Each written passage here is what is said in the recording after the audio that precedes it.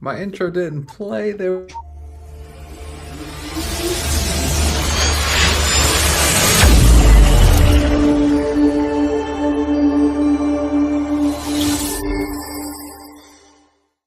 New year, And it new is me, Roddy. New year, it, new me. it is hard to get good help these days, Coach. It really is.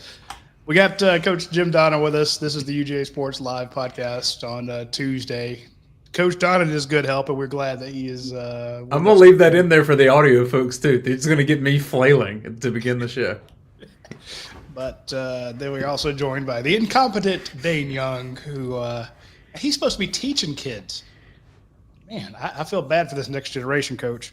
Uh, you've been doing some family stuff. I'm glad you're joining us. And this is the first time we've had you on since the end of the 2024 season.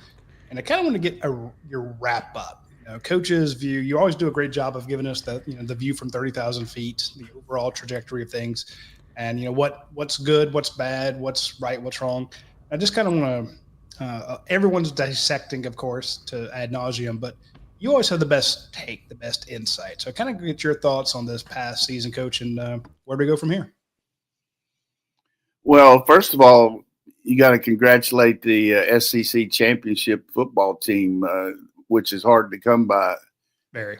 very hard to come by, and particularly with the schedule that we had to undertake this year and the myriad of things that happened to our team that were outside the control of everybody, and some of them were inside the parameters. So I really don't have enough time to talk about every issue, but some of the things that I felt like were very salient about our team were really a very resilient team that had some tremendous wins, had some shortcomings that we'll talk about, but overall, potential is one thing, performance is another, and you always look up, did you meet your potential? I think in certain areas we did, in other areas we didn't. We had situations where we really needed one side to help us out, and it didn't. And then we had other times where the other side didn't help out. The lack of turnovers on defense were really important for our offense because our offense struggled making explosive plays. So when you're backed up, a team punts to you and you're on your side of the 50, it's a lot harder than when you get it on the other side. So a great example was the Texas game. The first game, we had great turnover situation and put our offense in some good situations. But the lack of return game hurt us on the kicking game. We didn't get much at all on our punt returns or kickoff returns all year. We got hurt with the kickoff return for sure in the game, but our kicking game, punting game was tremendous. Field goals were great. It's just a paradox here, I mean, everybody, we've got such a high standard here. I mean, these people are trying to ask me right now what I'm doing here, but I thought I had to cut off. But how many times does your doctor have to tell you that you have an appointment, really? So I know that I got an appointment coming up. So thanks for telling me. And it's not my psychiatrist. I don't have one, but people listening to me probably think I do. But getting back to that, I just feel like created a high standard here. We didn't meet it in certain areas, but we certainly had a really, really good year for any team. But it just kind of sucks that down at the end where we had a really good opportunity where we're really starting to felt like we had our health back. We just made enough mistakes against Notre Dame to not do what we needed to. But I think just going on the offensive side, the fact that both of those receivers got in trouble hurt us because both of them were capable of doing some things that maybe the other guys didn't. The lack of depth in a running back just because of the guys that got hurt. You don't lose two big guys like Robinson's and it doesn't hurt you. And then all of a sudden Etienne gets hurt too. Tight end play was pretty good. Sometimes the blocking wasn't there. Wide receivers, we talk about the drops. O-line just never got any continuity. And quarterback play was good early, then middle of the stream didn't do as great, then came back. Defensively, our pass rush was okay, particularly when it was passing situations. We couldn't play the ball in the air that great on the back end, and we couldn't stop the quarterback runs. But our defensive stats, nothing like we've had before. Offensively, people talk about things that happened, but 23 is the only time that a Kirby Smart team was in the top 10 in scoring in the country. So we had an unbelievable scoring offense in 23 and pretty much opposite of that in 24. So as far as what we need to work on, we're going to certainly look at the portal here. We've done well on receivers so far. Hopefully we can get an edge guy. We've gotten some safeties to help our team. And for the most part, we've kept our team intact. Certainly Beck's situation is one that's been well talked about, so I'm not going to get into that. But I just feel like that we got an unbelievable amount of good talent here, and just got to mesh it together, and got to have another tough schedule again next year. I do want to talk to you real quick about the addition of Zachariah Branch, because you mentioned that Georgia didn't get much of the return game. People didn't get really excited when you told them, hey, yeah, you just signed a 5'10" wide receiver. But when you showed them that he had 774 yards 2 years ago in the punt game and kickoff return game, I'm kind of excited, especially after you lost Anthony Evans. It's been a long time since we've seen Georgia score on a kick return or a punt return. Yeah, I think he's definitely got the potential, and he kind of had the sophomore jinx this year. I don't know what happened. Yeah, didn't get near the stats, but a lot of that had to do with the performance of Southern Cal, a team that ended up under 500. So, if you're under 500, you're going to be under 500 in a lot of areas. But he certainly got that twitch to him, and can make that quick first step, and should be a big addition there in the slot. And also, like you mentioned, returning kicks. We also got the big Thomas kid from Texas A&M. Texas A&M that Coley knows about. And, those safeties, we had an existing relationship with Coach T-Rob, was actually the secondary coach at Miami when that guy was down there that's coming here. So he knows pretty much about that kid that's coming from over in Atlanta.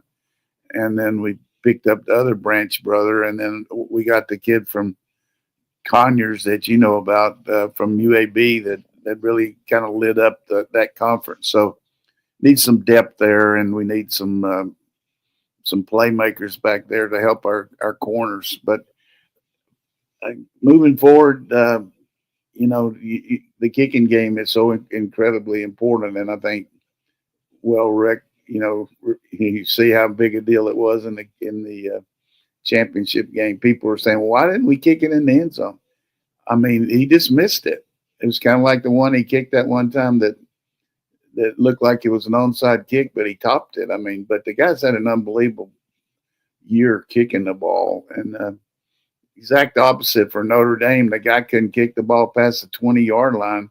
Then against us, and the field goals and throughout the time, this Jeter kid's been on fire. So you just never know when you get hot, and you never know what a team's going to do. Look at Ohio State. Guy was 66-10, lost to Michigan. Everybody's ready to fire him, and now everybody in Ohio's got a painted beard on their face. Well, and the other part of the kicking game, Coach, I don't think people are discussing it. Brett Thorson coming back for another year at Georgia. That's huge for Georgia with the way he punted.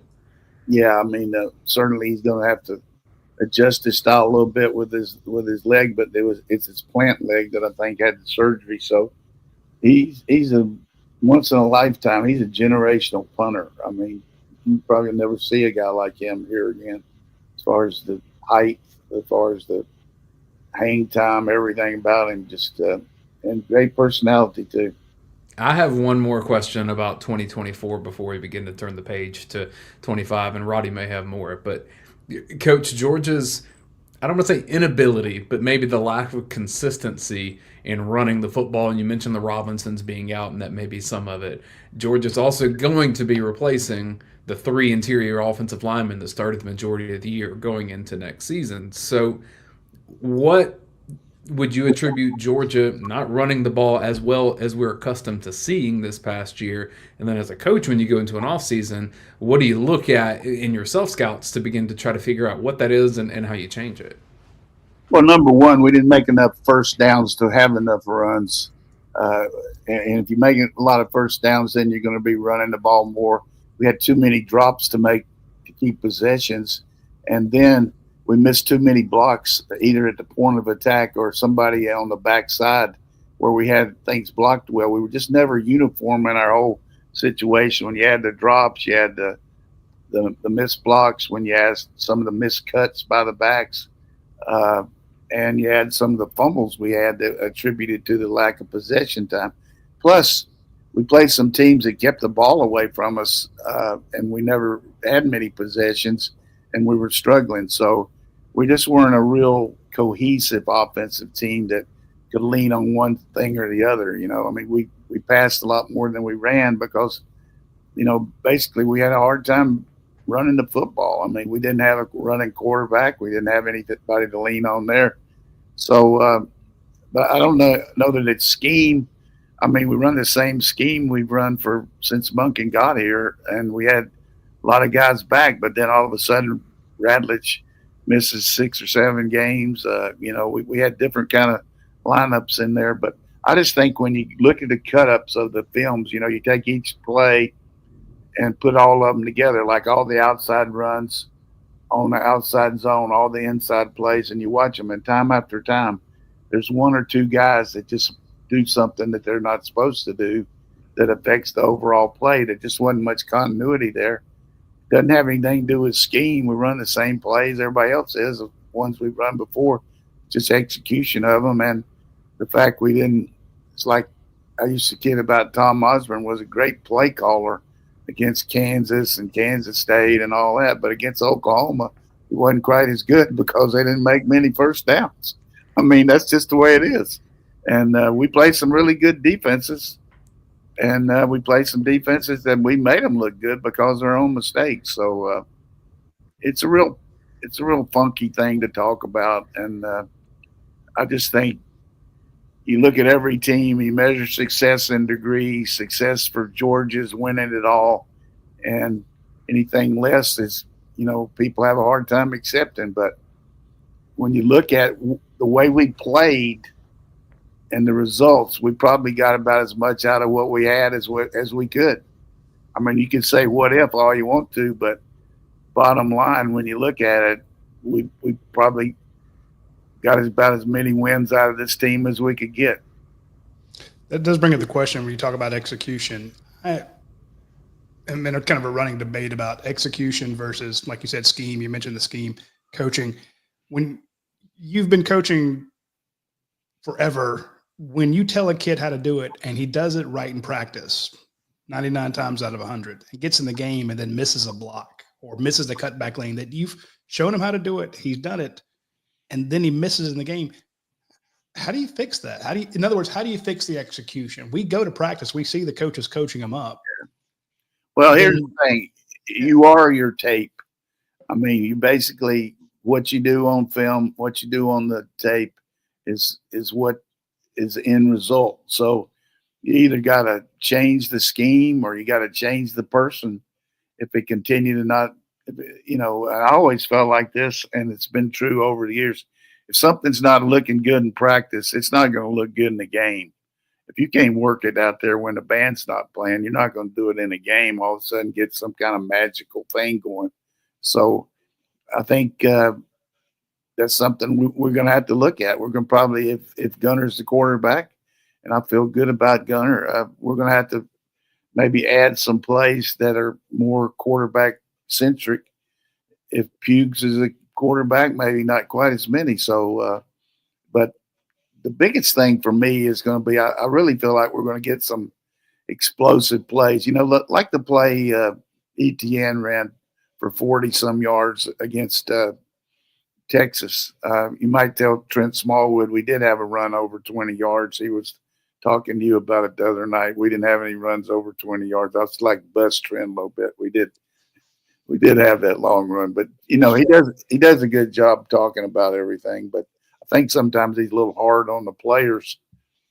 But that these players are here, and they got to take the good and the bad with it. So, but I think you look at what you got and try to maybe streamline that a little bit, and also it gets back to the defense is riding the bus too. Uh, Defensive stats are down compared to last year, even though we had a great game defensively for the most part against Notre Dame when we absolutely had to stop them. 3-0, they come down and tie us.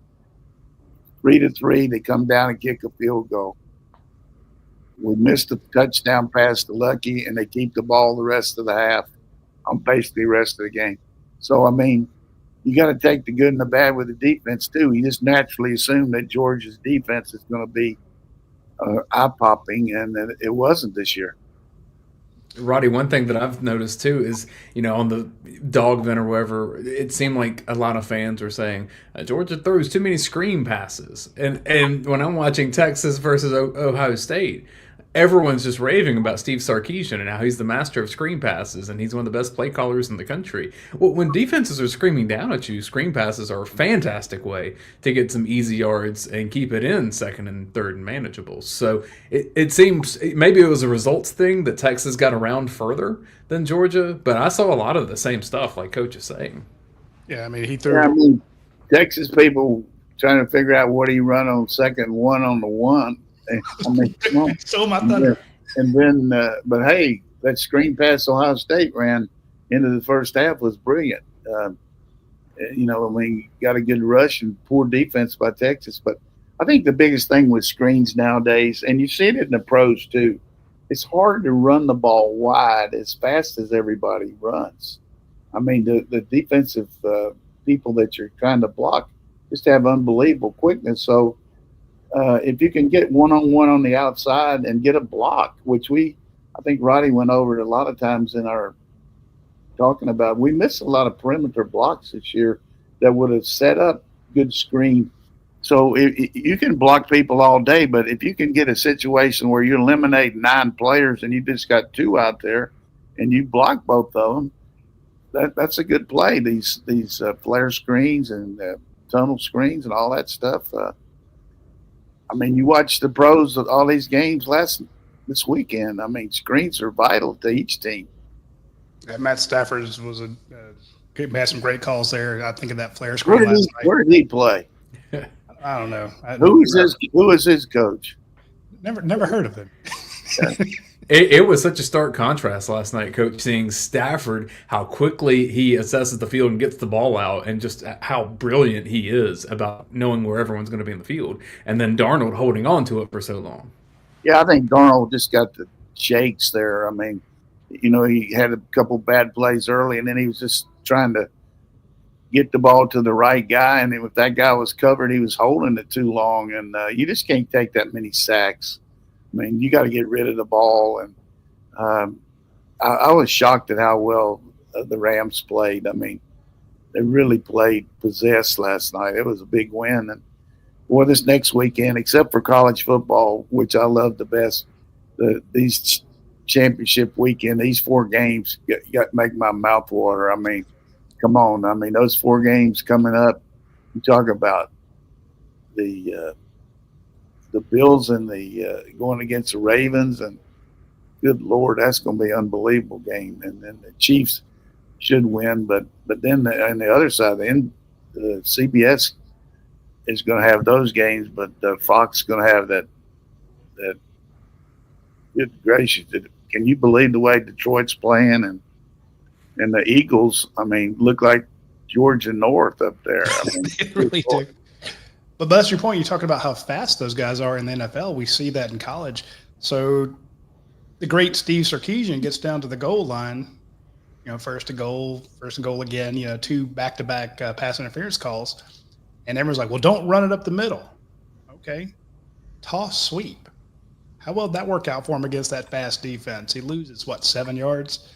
I mean, I just think they're fast. Going to the end of the world here. I mean, I really believe if you can incorporate something under center inside the 3-yard line, just to have the threat of the quarterback sneak and everything else, but also one of the max philosophies of any offensive coach is inside the 10, divide the number of yards by the number of plays. So if you're on the 10, you got to get 2.5 per play. If you're on the 5, you got to get 1 point, whatever it is. If you're on the 1, you got to get 0.25. So hammer it in there twice and see what happens. The first play. That's my point. Everybody at Texas wants him fired. Not fired. They want him flayed for some of the play calls there. And I'm like, where was the big fullback? Where was your Jordan Davis? Where was your? Here's the thing about Sark. You look at what Ewers did. They can get on Ewers all they want to. You got them to the second, to two from the Final Four, both years. Got them to the SEC championship this year. More than 10 wins, which they hadn't had in Texas in a long time. I mean, those people got delusions of. I mean, it's a big year for Texas, both any way you look at it. But the bottom line, what happened to Texas, they couldn't protect the passer. You look at the games against us, we streamed in there all game, and they couldn't execute in the red zone. They were terrible in the red zone all year. Look at them against us in the red zone.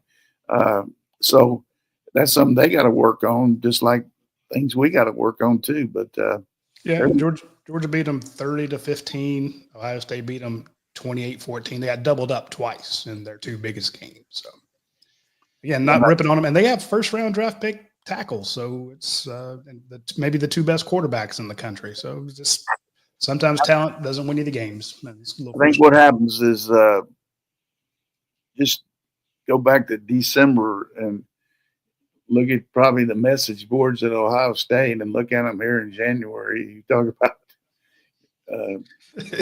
it's fun. They're talking about I was listening to this thing, Urban Meyer. He was defending Day, and he was saying, hey, they still got a chance in the playoffs and all. This was in December, but man, this guy he was one leg.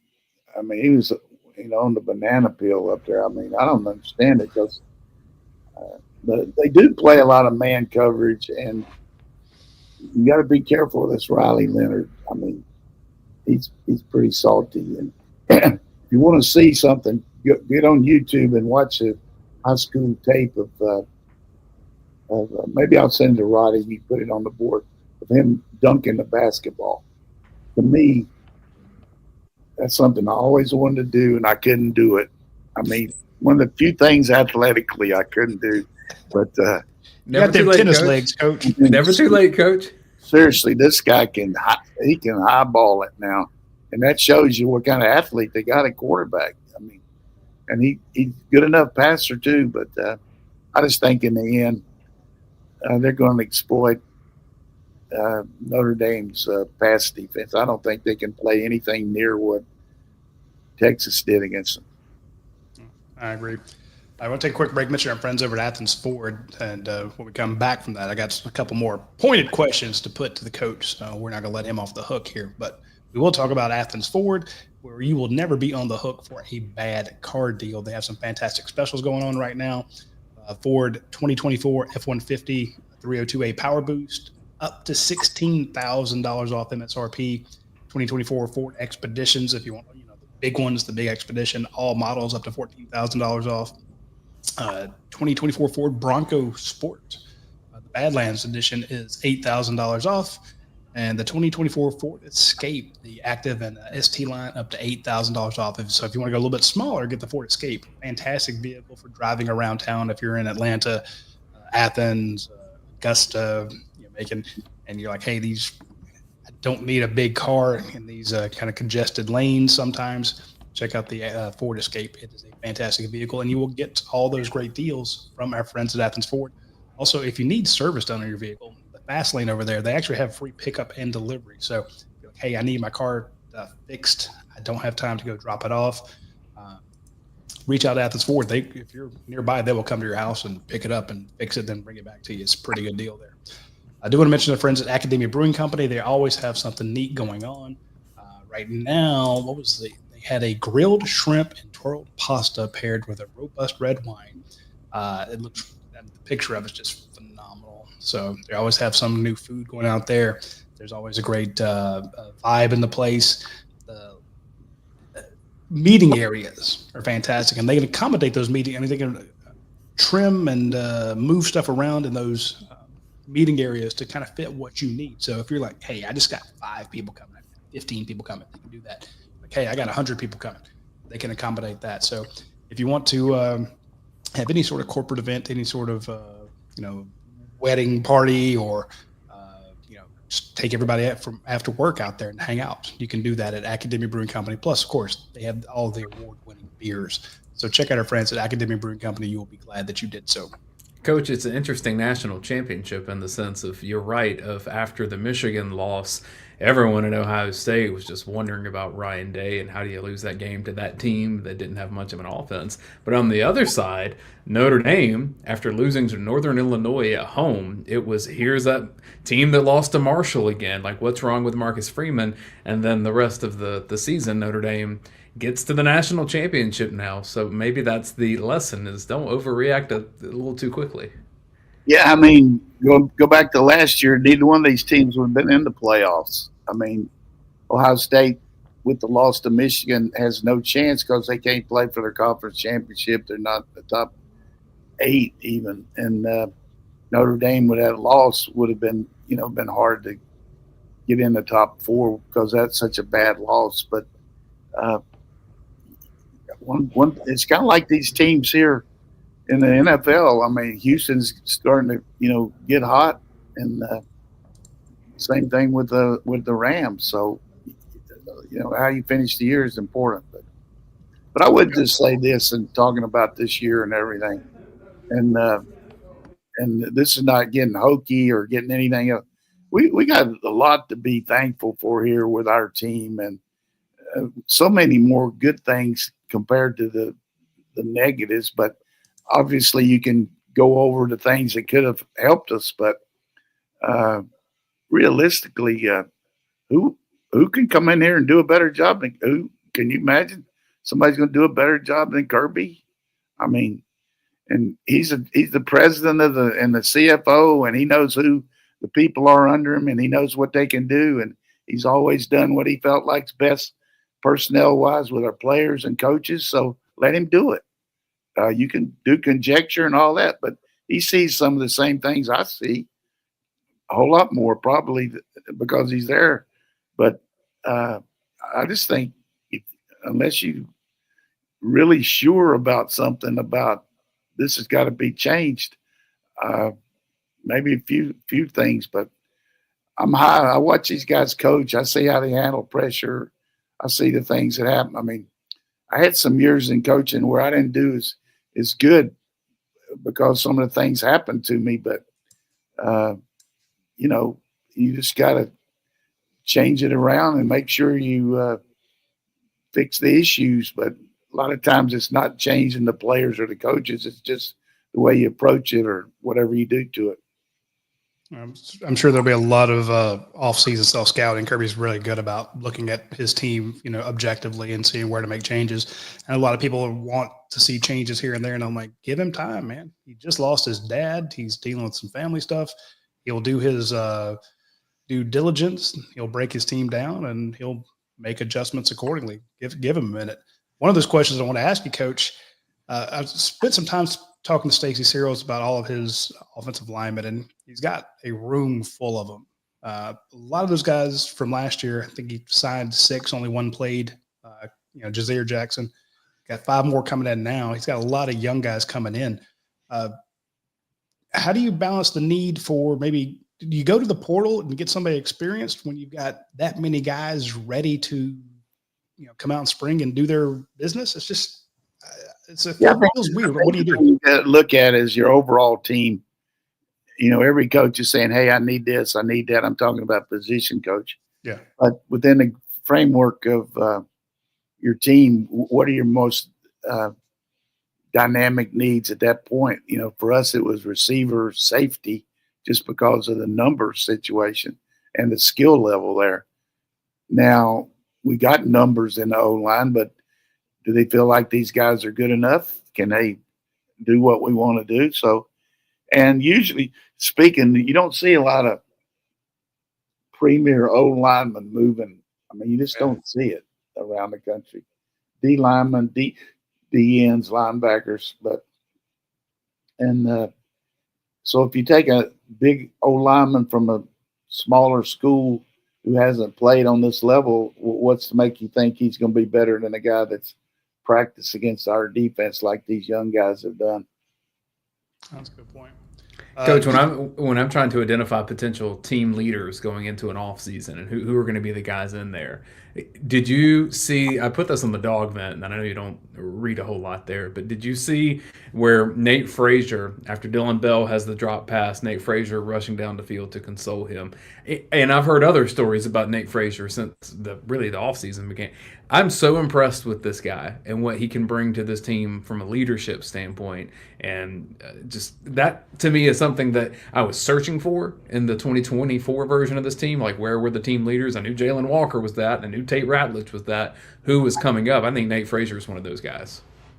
Yeah, I remember when Coach McGee was recruiting Nate, and at the same time he was recruiting this Clark kid who ended up going to Texas. And I had an existing relationship with Clark because his father played for me at Marshall, and his father's from over here in Washington, Wilkes area. But he was talking about you're not going to find two better kids anywhere. Families, the kind of people they are, and he was bragging about that, and he was relating back to people like Swift and the guys that he's had, and so coming in, I had a good feel for Frazier, and that coupled with the fact that he had a good mentor in ETN who really kind of moved in here, and Kirby's talked about it. He coming from Florida and all that, but he was a team guy all the way, and so that was a good standard for him, and he's definitely different younger guy as far as having that kind of maturity and leadership characteristics. And hopefully we'll see the same from a lot of guys. And they work hard at that. I mean, they do that connectivity deal where instead of having a meeting with your position coach, or you'll go to another part of the building and meet with players from other positions. And like there'll be 6 different guys in there from 6 different positions and a different head assistant coach, and talk about some of the issues with the team or issues with society or whatever it might be. And that helps you connect. And I think it's good. We do have some breaking news, Coach. Chris Fanini of The Athletic is reporting that the Football Coaches Association plans to recommend a 10-day transfer portal window in early January after the bowls, and they're going to eliminate the spring window. Now, of course, they don't make the rules. It's up to the NCAAs, but this is the recommendation from the American Football Coaches Association. Hey, that's going to be good. I know Kirby was up there yesterday talking with the different coaches. He's on the rules committee. So the rules committee actually meets in Indianapolis later in the year, but they meet also up here and get some ideas from all the coaches. So I think that'd be a great way to limit it. I mean, it's too easy to leave. I mean, too easy to, and I think it'd be great if we had some kind of window there, and it'd be, not during recruiting like it is, right now where it opens up in December, where they have to take care of recruiting, portal, all that stuff. So that'd be great. Playoffs. So hypothetically, in that situation, you can enter the portal in a 10-day window in January, and you're locked into that for the year, and then you get it the next January cycle. Yeah, it's the proposed dates will be January 2nd through the 12th. Now, the fly in the ointment that I foresee is kids saying, "Hey, I intend to go into the portal." They can announce that anytime they want to. So, Technically, the schools won't be able to contact them until the January 2nd thing, but we know what technically means. So, well, even in that window for the playoff teams, which in this case of what you're talking about, you're looking at 16 teams, or the 12-team playoff, but like if the ones that are kind of on the fringe too, like of players not knowing if they're going to be playing in meaningful postseason action or transfer. I think they would keep the 6 day after you play a playoff game open too. Yeah, I'm sure. That's almost fair. Very interesting getting rid of the spring one. And I just say that because there will be Ohio State and Notre Dame people that go into the portal within the week after the national championship. That will happen. Definitely. I'm keeping an eye on a certain defensive lineman from Buford, seeing if he wants to come home. Yeah. Hey, Edric. Not to say that anything's happening, but Ohio State's loaded. Notre Dame's got some good players too, and those kids, just like a lot of people were coming after Georgia's second team and third team guys. A lot of people will be very interested in the same at Ohio State and Notre Dame. Heck, you're still seeing some. We saw the Isaiah Bond that Texas just announced he's going pro. There's going to be a lot of pro announcements too the next few days. So, what is it, 17th, the last day? I think so. I need to look it up. For some reason, I thought 17th, but no, I'm not 100% certain. And now I'm wondering if you'll have more players that have said they're going pro, that there's enough NIL money to get them back somewhere. Yeah. I know a certain quarterback that did that. So, yeah. Well, it's funny. I mean, I think it was one of the Pete Thamel apparently said that Quinn Ewers was going pro, but a lot of people still expect him to wind up in college somewhere. Yeah, I mean, he's got a couple of days to announce that, but I'd really be shocked if he didn't go pro and over going to another school. I mean, I agree 100%. I'm just saying I guess maybe it's the Carson Beck because he did. Yeah, here's the thing too. I mean, it's such a whammy on Manning. Everybody wants to know why he's not playing. You actually think that he wouldn't be playing if he didn't feel like he was the best player? Yeah. I mean, that's just that is a pet peeve of mine that I will address right now. The thought that coaches play players because they're like out of loyalty or out of friendship or out of promises. Come on, man. Coaches got to win. You're paid $13 million to win games. You're not going to do it just because this is a guy's a year older. There are a lot of guys older than KJ Bolden, but KJ Bolden played, baby. Yeah. I can't ever remember all the years that I coached.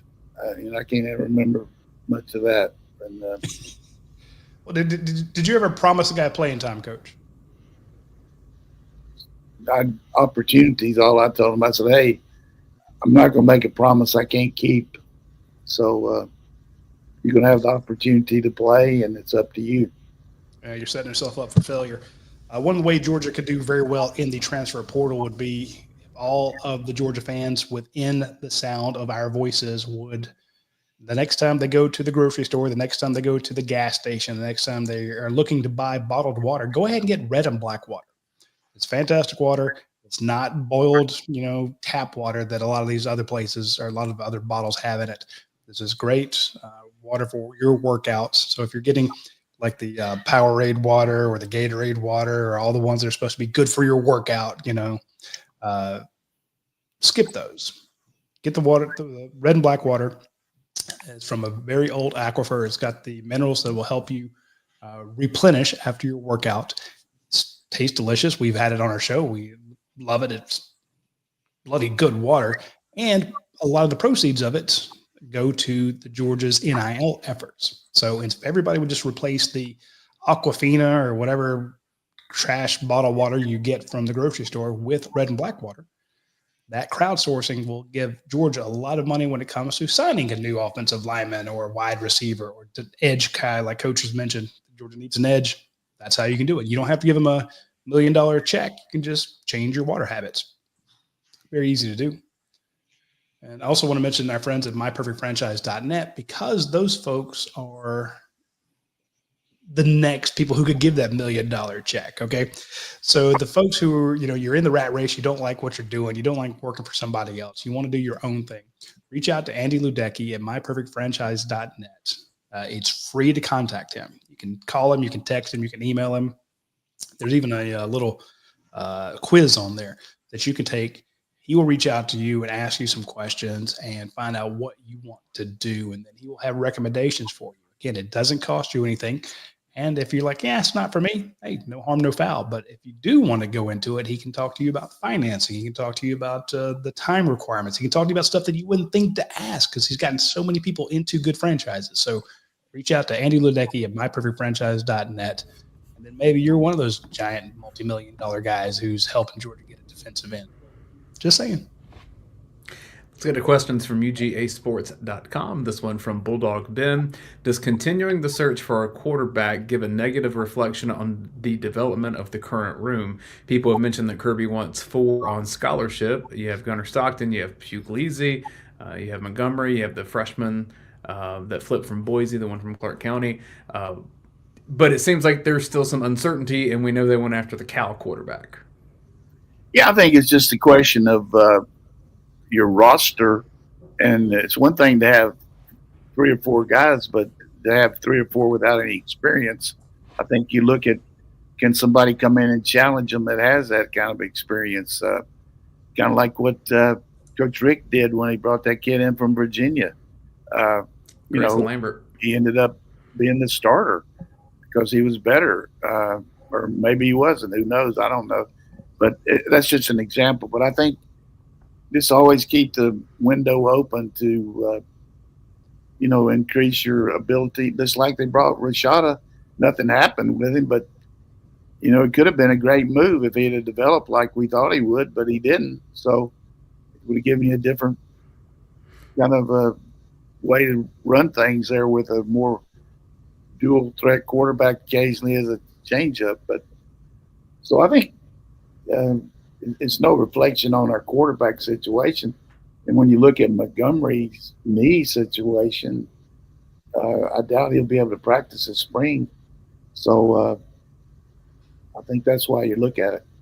Yeah, I mean, you're going to be pretty thin when it comes to quarterbacks. But to me, in college football, there's not a more important position, in football in general, than the quarterback. If you have the chance to get a good QB, you bring him in. Just like I was asking you, Coach, earlier about, do you bring in offensive lineman? You're like, what's for the best of the team? What's for the good of the team? Give me a guy who can win games at quarterback, and it's not a shot against the guys you have, but you're right. Ryan Puglisi did not play this past year. Gunnar has a game and a half.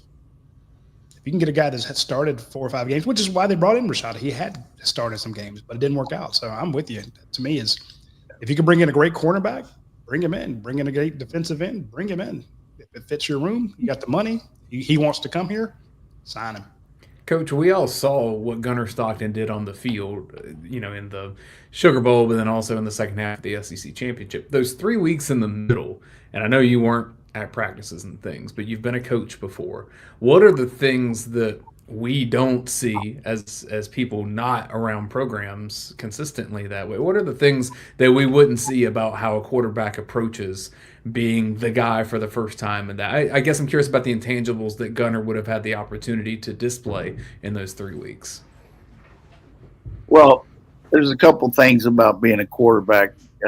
Once you're the guy, then you're not really looking over your shoulder thinking, hey, somebody's coming in for me, whatever it might be. You're a lot more relaxed. You're ready to go. And to me, one of the best things about college football, high school football, little league football, pro football, is the huddle. When you're all in there, you got 11 different guys, 11 different backgrounds, 11 different mamas and dads, all these things. You could go 11 different, but the unity factor is there, and the trust factor, and that whatever you're saying to these guys, they want it to happen for you. They believe in you, and they're going to do all they can to make you look good because they believe that you've done what's necessary to win that job. And sometimes you win the job because of injury. Sometimes you win it because you beat a guy out, but you are the guy. And I used to tell our quarterbacks, a lot of times these guys don't really know what you're saying, whether it's right or wrong, because they haven't studied it and been in the room.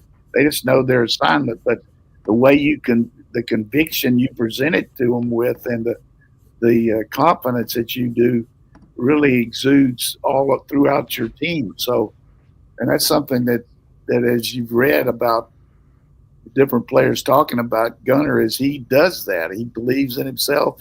He works hard in the weight room. He's the epitome of a perfect citizen. He does everything right. So whoever the quarterback is, they're going to try to make it work. But he's one of the guys, and that's I think those 3 weeks helped him. We didn't play like that, but that doesn't mean that there wasn't the unity. We just never could get anything going. From CMB PhD, I've heard on other film studies that Georgia's run blocking scheme is, quote, dated. How would you describe Georgia's run blocking scheme? And what did they do differently? What could they do differently if they could be more modern, even if that's a thing? We get the 2 palms to the face, Coach Donnan. That is a new record. The double palm. Nothing against this guy, because he certainly got every reason, but we got everything in the history of football. We got all those plays that work and all those plays that don't work sometimes. But there's only certain ways to skin a cat. You can zone it, you can man it, you can gap it, you can power it, you can counter it, you can do all those things. And we got every bit of every scheme, and we do a good job technique-wise teaching it.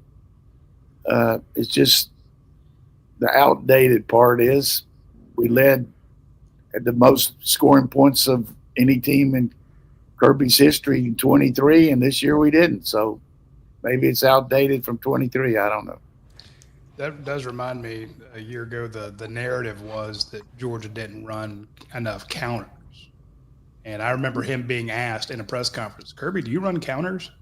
And I think Kirby, there was a pause. Like, is that a real question? Have you watched any of our games? Have you watched it's like asking him, do you run power? Do you run inside zone? Do you run traps? It's like, yeah, we do. And I'll give him credit. He didn't belittle the reporter. He just said, yes, we do. We run all this stuff. But it was funny. The narrative was there. And I'm like, it's easy to, just naturally think like, it's a good question. Some people might think that we are, but I get it. You could say, hey, our pass defense is outdated because we had more completions and more, less interceptions. But they're not. We run the same things everybody else does. But it's just it gets down to, how does it work when the band's playing? That's about the way it goes. From the Sugar Bowl, I think some of this is generated I think Georgia fans are still not giving Notre Dame a lot of credit. That's a really good, sound, disciplined football team. Yeah, and I think they're going to compete with Ohio State better than most people think. I think Notre Dame's a great example of a team defense, a team offense. Not any really big star power there. A couple guys in the secondary maybe, but I think they just and they avoid losing. They don't beat themselves. If they start having turnovers or mistakes in the kicking game, this game will get ugly. Yeah, they're going to try to shrink it. They're going to try to keep Ohio State's offense on the sideline. They're going to try to win on special teams because that's their formula for how they've gotten here. Hey, it worked against Georgia. I was pointing out the fact that Georgia outgained them. They had one drive Notre Dame did that was 49 yards. That's the longest drive they had of the entire game. Georgia had 5 drives that were longer than that. But you had 2 turnovers. Kirby said it after the game. Hey, we gifted them 2 turnovers. We gifted them 14 points. They didn't drive 75 yards and score a touchdown on Georgia. I think the thing that killed us as much as anything is there in the second half when they went for it and we had the ball on the 50 and didn't do diddly with it. That would have been a big changeover right there. I agree 100%. So I'm just saying it's I don't say out Georgia, but they basically let your mistakes kill you, and that's how they beat them, and that's what Georgia's done to a lot of teams. Like, we got better talent, and we're going to mistakes kill you. Middle 8 killed us. Middle 2 in that game. Yeah, exactly. Let's sneak in here from Bulldog Snacks. You mentioned the red and black sports water, Roddy, but the Bulldog Snacks, we use that on our watch along show as well. Yeah, it's a good company. They provide. I mean, they were doing checks of $200,000, $300,000 to the University of Georgia to every time that they made a new batch of these things. So check out our friends at Bulldog Snacks because they give a lot of money to the University of Georgia, and they can give more when you buy directly. Of course, you can go into a gas station, you can go in a grocery store and get these off the shelf, But if you buy directly from them, well, then Kroger doesn't get their cut. Golden Pantry doesn't get their cut. They're able to give a bigger donation to the University of Georgia when you buy them directly. So check out our friends at Bulldog Bar. And of course, they have the Bulldog bars. They also have the Bulldog chocolate chip cookies. It's definitely a good company to be a patron of. So they appreciate your patronage.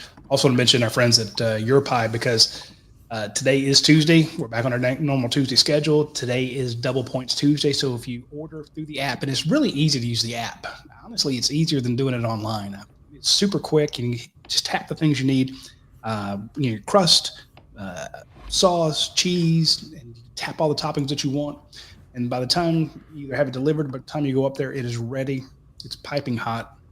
And you get free pizzas, free gelatos, free drinks, all sorts of free stuff. Also, let them know when your birthday is on that app, and then they'll get free stuff for your birthday. Mine's coming up in a month or so. So I'm sure I will have a nice free brownie or free gelato or a free pizza.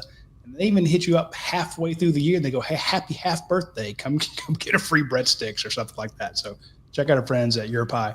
Again, the founders of that are huge Georgia fans, and we really appreciate Drew and Natalie French for being sponsors of ours for 7 years, 8 years. Long time. Rose Bowl. That's all I remember. You told me the story about the Rose Bowl, flying back.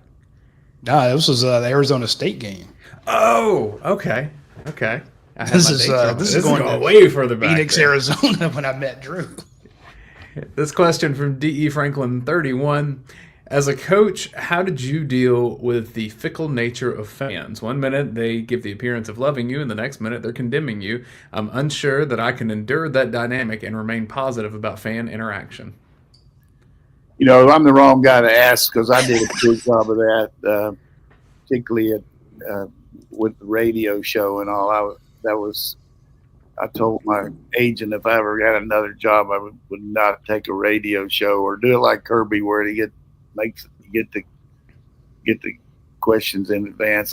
People have their reasons for asking. You got to show more patience than I did, but you just don't get as much scrutiny any profession as maybe as a coach, and that's just part of it. You got to learn how to deal with it, and I didn't do a very good job of that. And matter of fact, I did a piss poor job of it. I mean, I was bad. But and mainly because I was impatient with them because most of them didn't realize that we were on probation, how bad our facilities were. They just thought we were Georgia and all that. And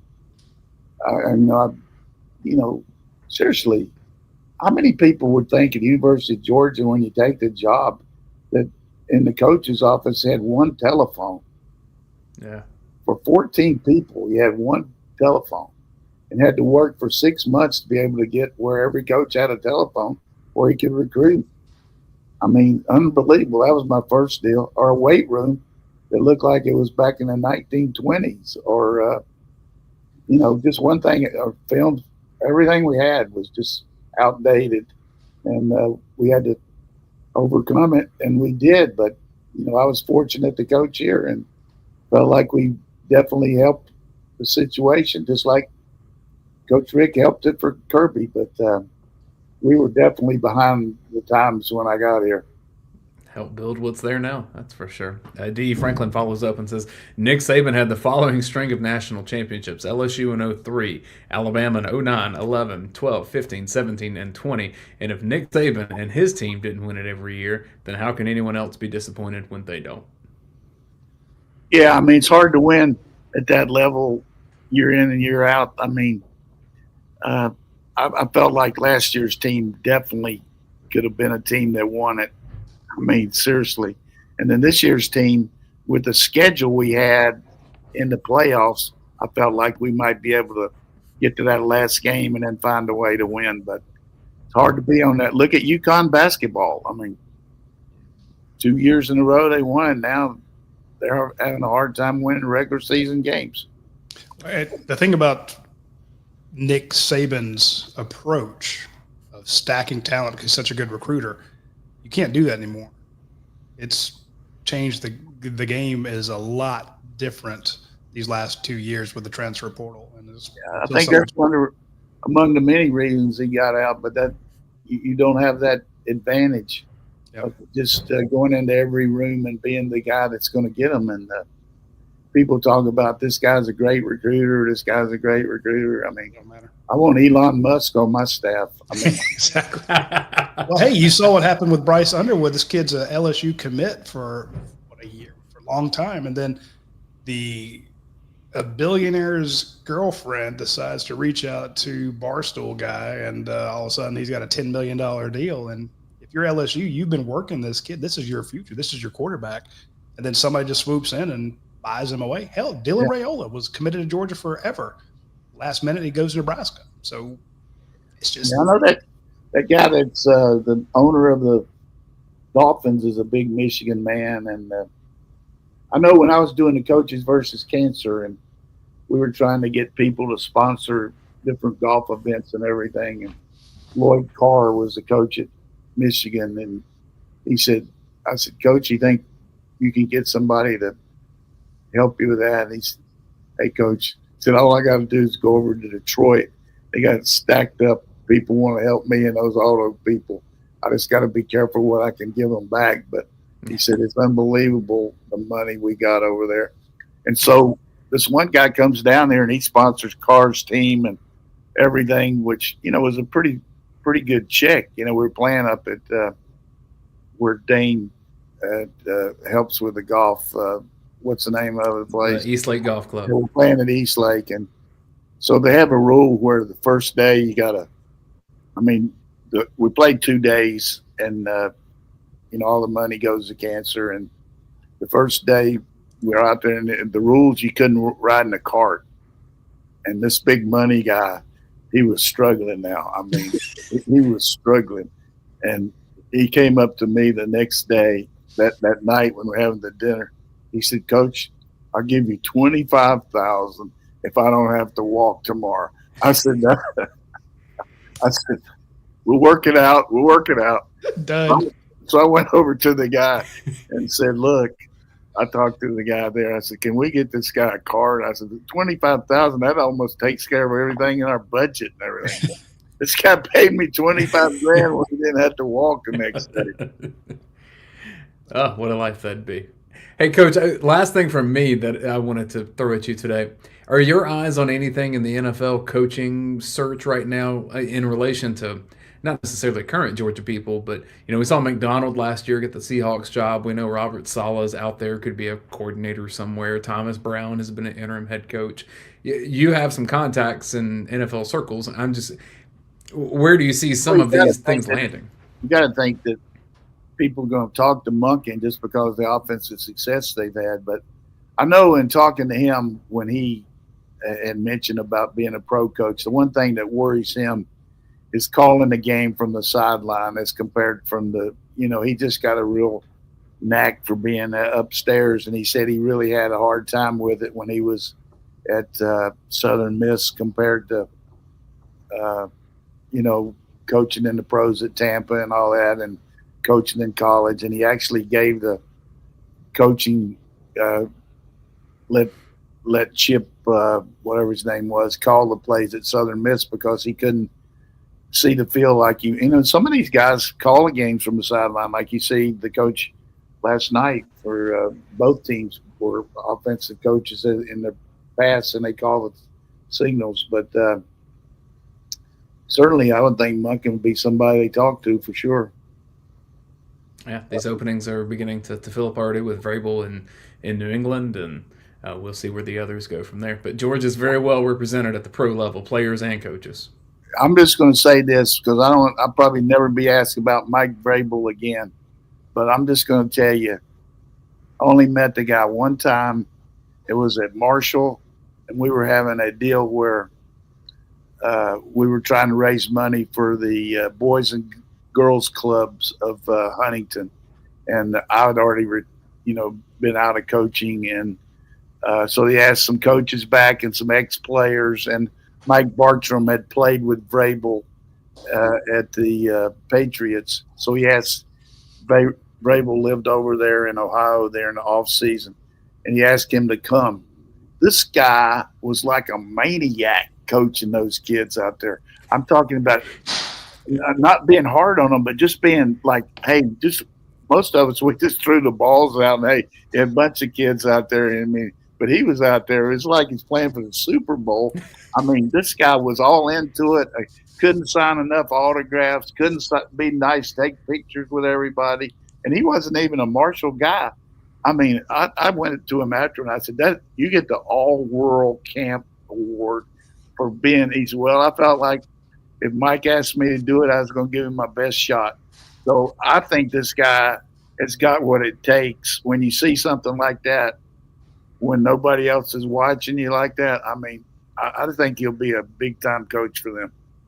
What a story. Yeah, man, I feel like I could say almost any name of someone in football, and you could find a story. I wasn't just trying to drop names, but I mean, I'm not saying you were. I freaking love that story. I want to give some love to the guy. I mean, and they did a good job at Tennessee. I mean, look at their team right now. But and he was smart last year, sitting out and waiting and getting what he wanted. And Kraft's just got to go into some of his backyard and dig up some of those cans of money he's got and let it go now and let the Patriots spend some money and get.